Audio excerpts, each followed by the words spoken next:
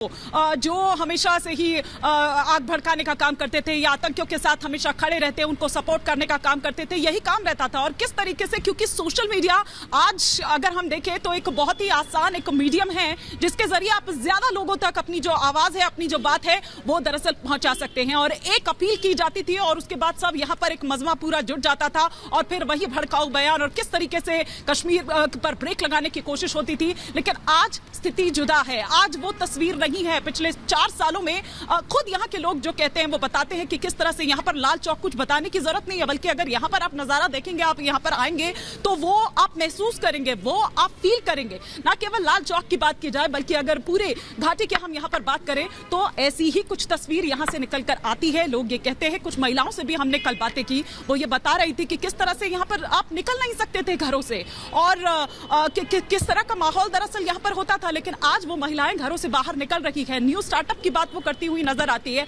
आज वो यहाँ की विकास की उतनी ही बराबर भागीदार हैं और यहाँ की तस्वीर जो है, फिजा जो है वो बिल्कुल बदल चुकी है। वो तिरंगा जिसके लिए ये कहा जाता था कि कोई तिरंगा उठाने वाला यहाँ पर नहीं मिलेगा, जिस तरह की आवाजें यहाँ पर जो यहाँ की नुमाइंदगी करते हैं, यहाँ के जो नेता हैं, यहाँ के जो राजनीतिक दल है वो ये कहते थे, लेकिन आज शान से लहरा रहा है वही तिरंगा यहाँ लाल चौक के घंटा घर पर। और ऐसे ही आपको यहाँ पर शाम में, बल्कि अगर आप यहाँ पर आए तो आपको यहाँ पर दिखेगा जो लाइटिंग यहाँ पर की जाती है वो भी पूरी तरीके से तिरंगे के रंग में यहाँ पर आपको नजर आता है। लेकिन वही बात कि आज क्या कुछ रहता है, ये एक बड़ा सवाल है। आज क्या कुछ रहता है इस पर सबकी निगाहें टिकी हुई है और कश्मीर में भी लोग दिल्ली से आने वाले इस फैसले का इंतजार कर रहे हैं। नामिका पांडे लगातार सुप्रीम कोर्ट से हमारे साथ जुड़ी हुई है। नामिका, इस फैसले का जो दायरा है वो बहुत बड़ा है, चाहे हम जम्मू कश्मीर की बात कर लें, दिल्ली से ये फैसला सुनाया जाएगा, पूरी दुनिया, पूरे देश पर इसका असर होना है, सियासत पर इसका असर होना है और चुनावों पर भी।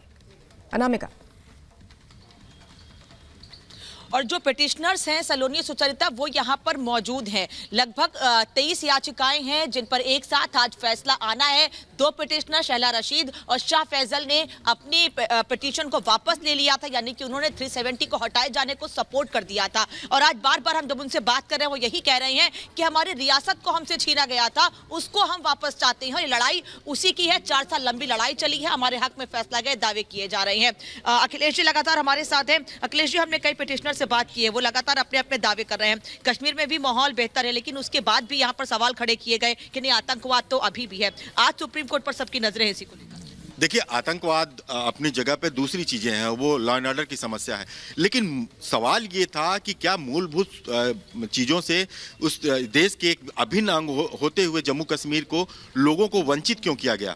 सवाल ये था कि आखिर 370 अस्थायी है कि नहीं। सवाल ये था सुप्रीम कोर्ट के सामने है कि इस तरह से हटाया गया वो ठीक है कि नहीं। कपिल सिब्बल बार बार ये कह रहे हैं कि ये अपने राजनीतिक फायदे एजेंडे के तहत हटाया गया, जो कि नियमों का अनदेखा किया गया। इसको भी वो साबित नहीं कर पाए। आप सोचिए कि पूरे देश में आईपीसी लागू है, वही चीज वहां पे रणबीर पैनल कोर्ट से लागू है, तो ये एक तरह से डिस्क्रिमिनेशन था।